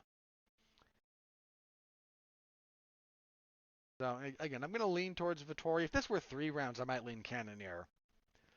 But over 5, Vittori's gone 5 more than Cannonier. And in some fairly high-paced fights, too. So I'm going to lean towards Vettori. Pretty good fight. Lightweight, Arman Tsarukyan and Joaquim Silva. Good fight. Silva, he's been up and down. There was a time when I thought he had some potential. His UFC debut and then the fight after. So that was 2015 and 2016, but he's had a very he's just not been a very active fighter. Again, he debuted for the UFC in 2015, and he has a whopping what 1, 2, 3, 4, 5, 6, 7. He has 8 fights in the UFC in 8 years. He had 1 in 15, 1 in 16, 1 in 17, 2 in 18, 1 in 19, none in 2020, 1 in 21, 1 in October of last year. He's just not active enough. Tsarukyan, he's coming off a win over Demiris Magulov. That was a fair win for him. He lost to Mateusz Gamrot before that. That was a fun fight. Yeah, his only losses in the UFC are to Islam Makhachev and Mateusz Gamrot. I'm at the point where I kind of need a good reason to pick against Tsarukyan. I don't think Silva offers one. Middleweight, Armen Petrosyan and Christian Leroy Duncan. Feels like, let me make sure I am remembering Mr. Petrosyan properly. This is okay. There's a couple of these guys that have similar names. They might even have the same name, but they're different weight classes and different fighters, and I sometimes confuse them. So Armen Petrosyan, coming off a win over, he's 2-1. Wins over that Gregory Rodriguez fight was pretty darn good. He lost to Caio Borralho. Borralho, who is actually very good. Yeah, he was supposed to fight Andre Petroski here. Petroski fell out. Duncan steps in on relatively short notice. Duncan actually looked pretty darn good in his UFC debut. He's undefeated, and he beat Duško Todorovic. There was a knee injury to Todorovic, but that was partially caused by what Duncan was doing. He was looking good. He's a big guy. Yeah, he's 6'2". And middleweight has some big guys in it, but something about that last fight, man, he just looked enormous. Does he normally fight at welterweight? Is that the thing? I wish to confirm. Hang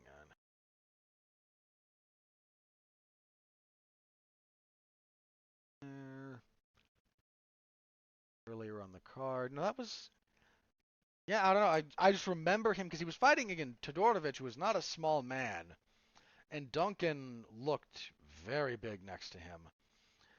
Um, that's a heck of a replacement, actually. I might lean Duncan, actually. That's a close one. I would have favored Petrosky over Petrosian. I think Petrosian might struggle with the wrestling. We're gonna get a lot more striking out of these two.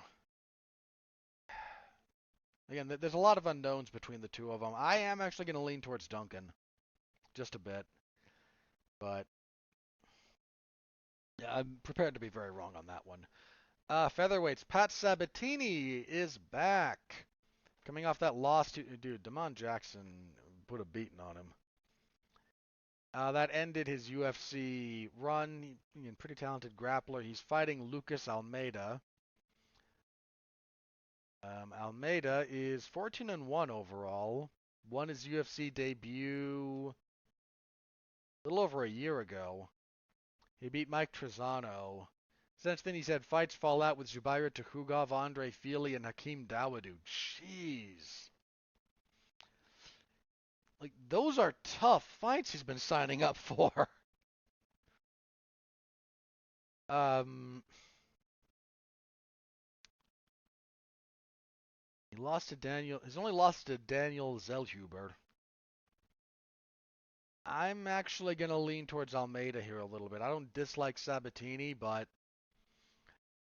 I think his game has if he doesn't show new wrinkles to his game, people have at this point I think enough tape on him to have a pretty good game plan. Lightweight Manuel Torres and Nicolas Mata. Torres 13-2. He's a big guy actually. He's 5'10", and we're talking lightweight. So he's a big lightweight. He beat Frank Camacho his last time out. That was his UFC debut. Mata, 13-4, 1-1 in the UFC. Oh yeah, he got beat up by Jim Miller. I remember that. Rebounded by beating Cameron Van Camp. I'm actually going to go with Torres here. Um, I think the physical dimensions are going to give Mata problems. Pretty good fight here actually at welterweight. Wait, sorry, different bout order. So bantamweight fight between Hani Barcelos and Miles Johns. I like Hani Barcelos.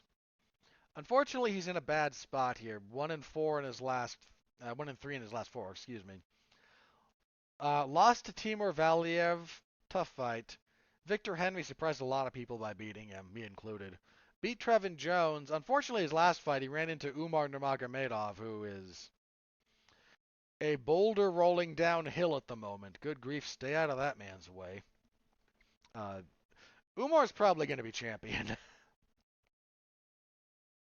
Johns, by contrast, he's been with the UFC for a little bit. One more than he's lost, but he's lost to Mario Bautista and John Castaneda.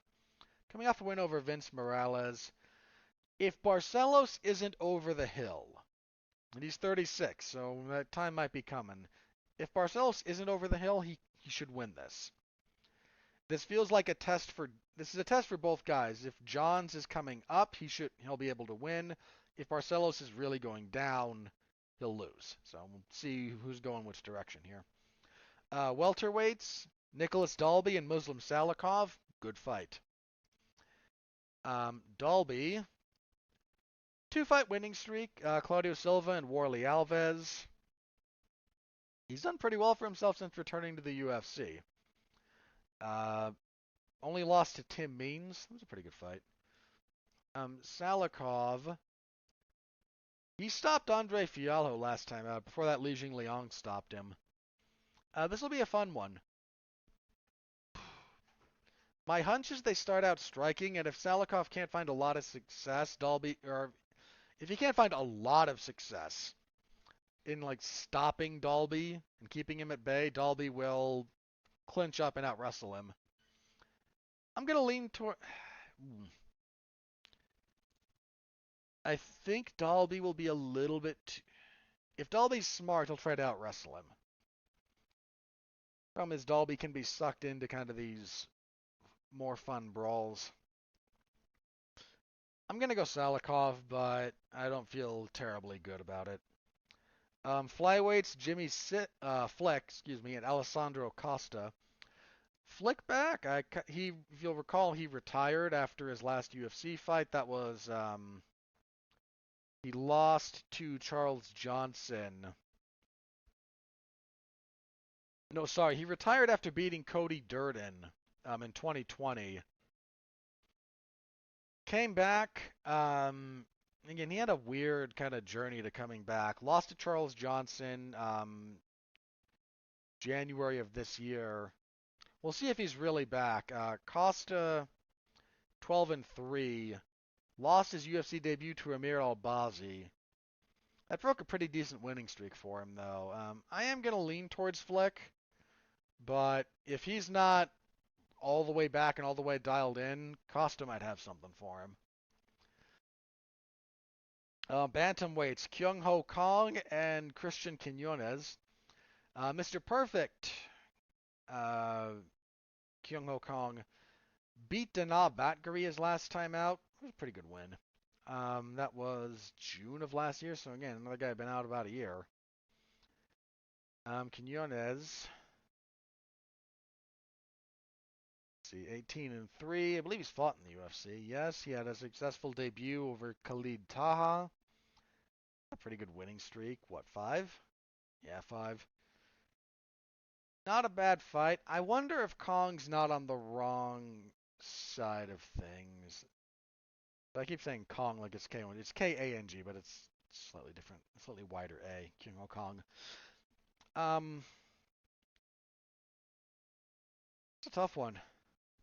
Again, Kong's a little bit more established. It's actually a pretty decent step up for Quinones.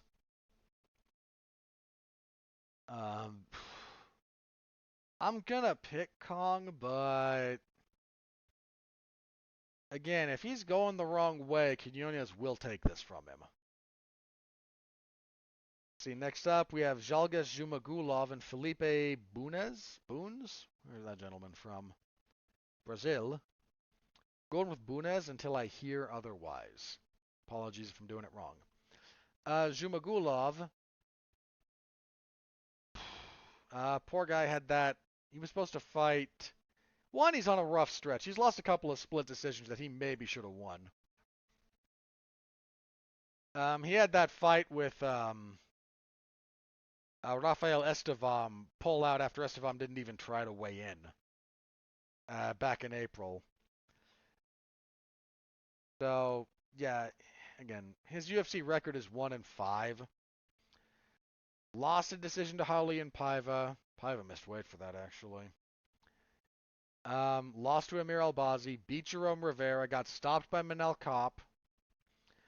Lost a split decision to Jeff Molina. I kind of thought he won. Lost a split decision to Charles Johnson. I definitely thought I recall scoring that one for Zhumagulov. I feel bad for him. Again, some of those split decisions. The Molina fight, again, you could make the argument either way. I scored it for Zhumagulov, but I wasn't up in arms over it. The Johnson one, I did not feel great about that not going his way. Anyway, Bunes is 13-6. UFC debut? Yes, indeedy. 2-fight winning streak. If Zhumagulov can't win this one, they're probably going to cut him. I'm going to pick him here sentimentally. That guy's had some bad breaks. Let's see, women's flyweight, Teresa Bleda and Gabriela Fernandez. What do we got here? Bleda had a successful, she fought UFC, lost her UFC debut to Natalia Silva. You know, As far as losses go, that one might age pretty. That one might age okay. Silva's. Wait, didn't Silva just get beat, or did she just do the beating? Yeah, when she beat up on Victoria Leonardo not too long ago. So again, that loss might age okay. Fernandez, 0-1 in the UFC, lost to Jasmine Jasdavicius in her UFC debut, February of this year. I'll lean towards Bleda because why not? Let's see. Ronnie Lawrence will be a bantamweight here. Ronnie Lawrence and Daniel Argueda. You know, for a lower end-ish bantamweight fight, this is not bad. Lawrence is 2-1 in the UFC, coming off of that loss. Yeah, he ran into Said Yakub Hakramanov. To say this again, the fact that I can just look at that guy's name and know how to pronounce it, I don't know if I should be impressed or disgusted with myself. I mean, I've seen the name before. I've covered some of his fights, so I've heard it, but some of these fighters, man, like, I have absorbed a weird amount of. Who was it I was talking with about this the other day? So, yeah, someone I went to high school with. I'm in the military now, like, was stationed in Poland for a while, and was kind of doing the Polish alphabet thing. Like, wait a minute, none of this makes sense, which is kind of fair. And I kind of said, no, that's, and I sort of phonetically spelled out my approximation of it, and got back at, wow, that's not actually half bad. How'd you do that?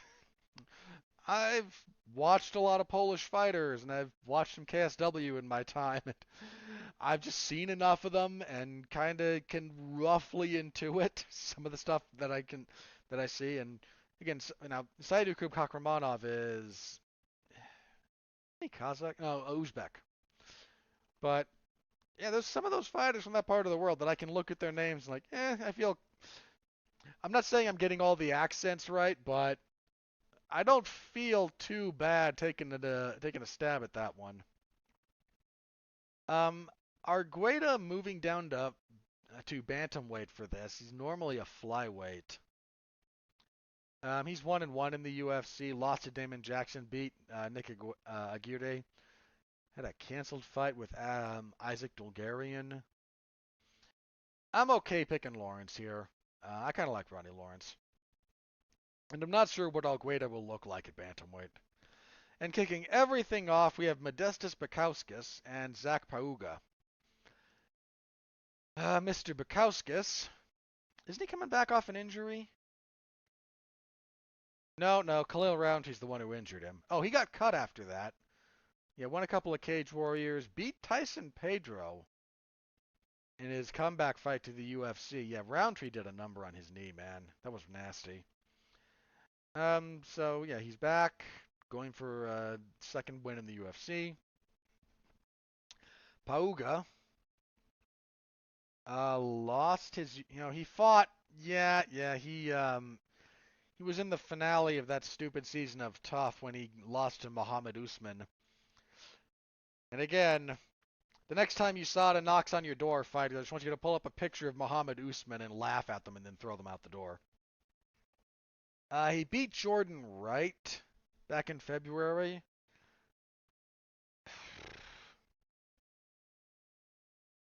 That's actually kind of a tough one. Wait a minute, that was at heavyweight, the Muhammad Usman fight, right? Double check that. Because he might technically be undefeated at light heavyweight. You are not actually helpful information. Click over here.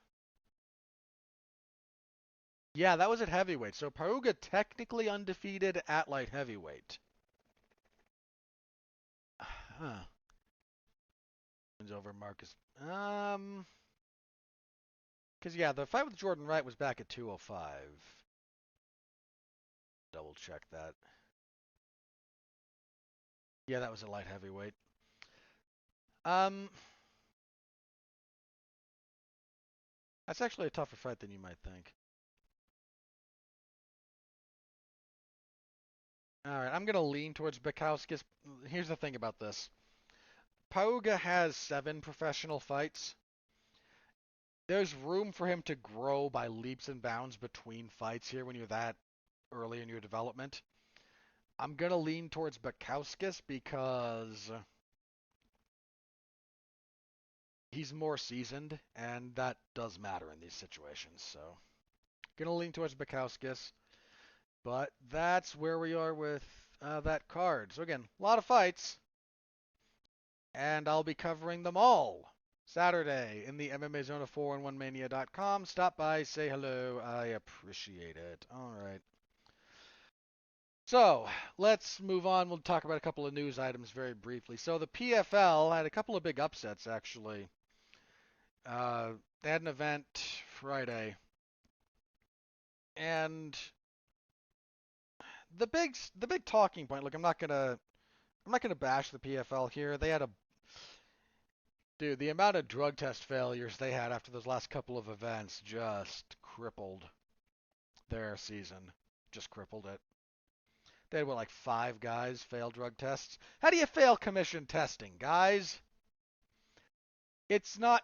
There's a long-standing joke about commission testing. It's not actually a drug test, it's an IQ test.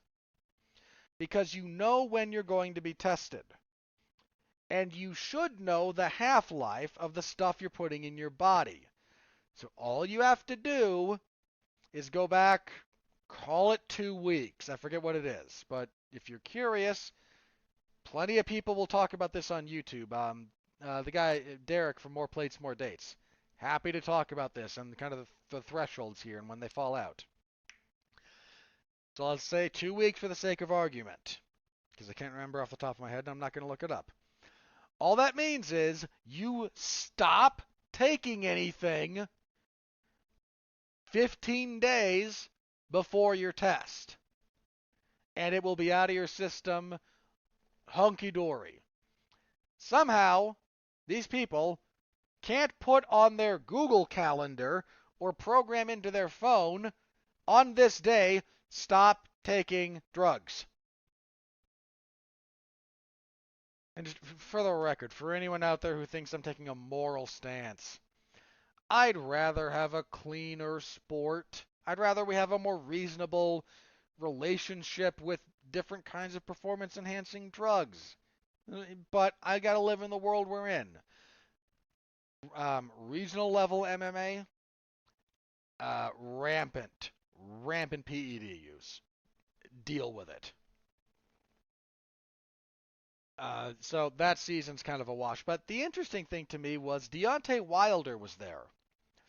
And they actually pulled him onto the broadcast at one point. He stood cage side with the other commentary team, and they talked. And, it's Wilder kind of testing his options. And the notion of Deontay Wilder versus Francis Ngannou was naturally brought up because Francis fights for them. So here's kind of the long and the short of this. Wilder said he's not opposed to 2 fights with Francis Ngannou. First one in boxing, second one in MMA. Can I be honest with you guys? I don't hate that. Here's the thing.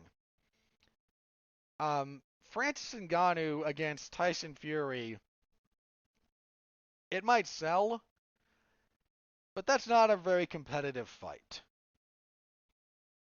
Francis Ngannou against Anthony Joshua, not a terribly competitive fight. Again, could Francis connect and maybe hurt them? Yes. But boxing is not MMA. Deontay Wilder has long been noted for his lack of technical acumen in boxing. He started late. He didn't become a boxer. I don't mean a professional. I mean, he didn't box until he was 19. I've said this before. I guarantee you, when he walked into that boxing gym for the first time as a 19-year-old, there were people in that gym who had been boxing since they were 9, who had a decade of development on him. Wilder became successful not because of his technical acumen, which is it's not non-existent. I'm not going to be stupid here and insulting, but he's not the most technically sophisticated fighter. He just has serious stopping power. I mean, serious stopping power. And he kind of has leaned on that, and he's built kind of a game around it. But his lack of technical ability is what would make a boxing match with Francis Ngannou interesting, because both guys hit like freaking trucks. Then you put them in the cage. Now, granted, you put them in the cage. My hunch is Ngannou comes out, calf kicks him twice, and Wilder goes no mas, because Wilder does not have very large legs. I mean, not quite Tyson Fury's skinny legs, but Wilder carries more of his musculature through his shoulders and back. But that's kind of the interesting thing. He's like, dude, Wilder hits, again, those guys, if you need someone to stop a charging wild animal at you, put Francis Ngannou or Deontay Wilder in there, let him throw a punch.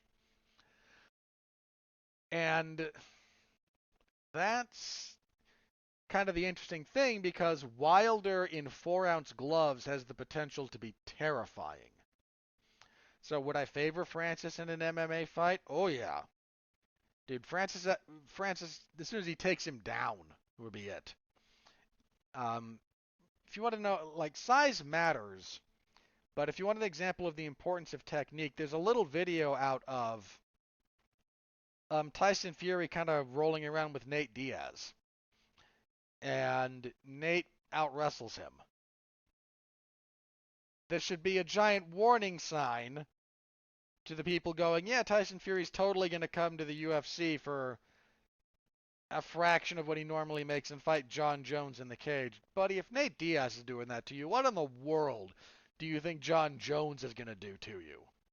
And Tyson Fury is not stupid. He knows that. He's not going to do that. But, again, Wilder might, not because he's stupid, but because, one, he hits really hard, and two, another fight with a two-fight deal with Ngannou and Wilder, one boxing, one MMA. Again, is that my favorite thing in the world? No, it's not. I don't hate it though. Again, this is not finalized. This is kind of being spitballed, but I do not hate that idea. All I'm saying, I don't hate it. All right. As far as news, what else do I have here? I'll be very brief with this, I think. So, Chris Weidman has booked his return UFC fight. The last time we saw him was when he broke his shin horribly, throwing a leg kick at Uriah Hall, and he hadn't been seen since. I mean, he returned. He did some grappling recently. He had some complications in the healing process, so that poor guy has had a lot of injuries. But he's booked his return fight. It will be for UFC 292, and he will fight Brad Tavares. I can live with that. I think Weidman's on the wrong side of it. Like, he's clearly still got some gameness to him, but injuries, time off, mileage, abuse. Like, that guy's taken some physical abuse. I might favor him over Tavares, but we're probably a lot closer to the end of Weidman in the UFC than most people might realize. All right. Was there any other news? Do I care about Conor McGregor? All right, like 20 seconds.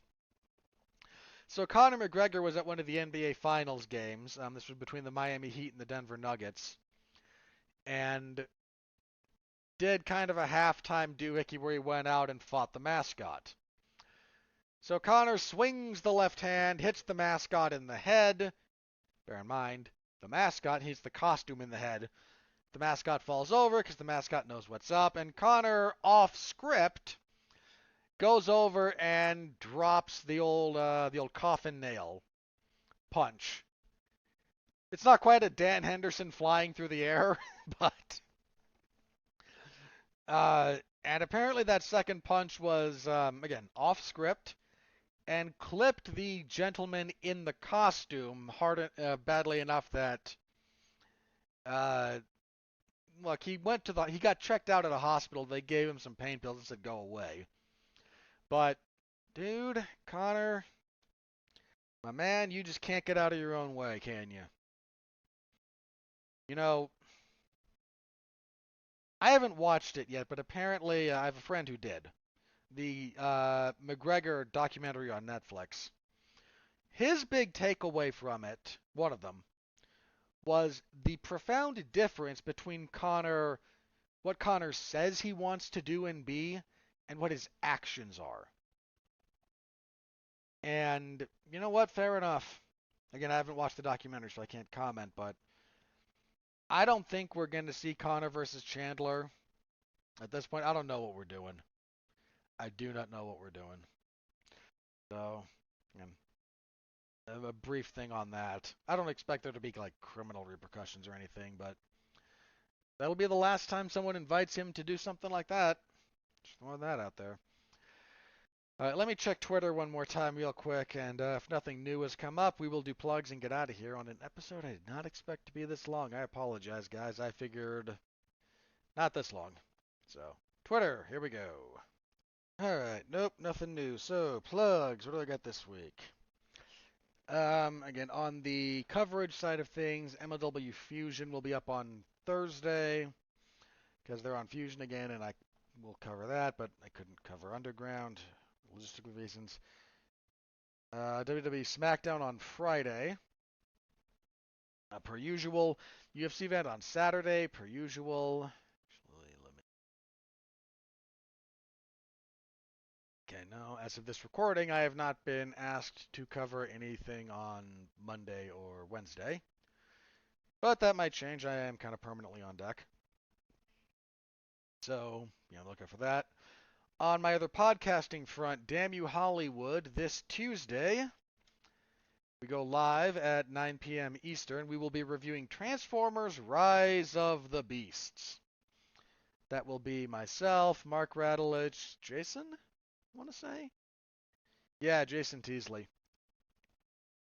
So the three of us will be talking about Transformers. Haven't seen it yet, but I will see it before we review it because I couldn't very well review it if I hadn't seen it.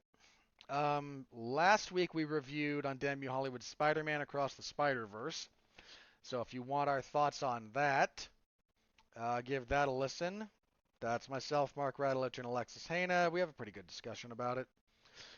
All right, that is it for me. Next week we will be back here, same time, same channel, to review UFC on ESPN 47, and we will preview UFC on ABC 5, headlined by Josh Emmett versus Ilia Topuria. Somebody's gonna die. How's the rest of that card, actually? I don't care about Barber and Hebus. Gregory Rodriguez and Dennis Tululin's not bad. Actually, Brendan Allen and Bruno Silva's pretty good. Okay, it's another long card. Hang on. As has been custom, let's count the fights, shall we? 1, 2, 3, 4, 5, 6, 7, 8, 9, 10, 11, 12, 13, 14. Oy. What else have we got? Ooh, Tatsuro Taira. Why is Tatsuro Taira curtain jerking the whole thing? That man is good. I know it's because he's a flyweight and the UFC hates flyweights. But give that man a higher profile. Seriously, he's very good. All right, full preview next week. See you all then. Until then, thank you all very, very much as always. Stay safe out there and continue to be well, be safe, and behave.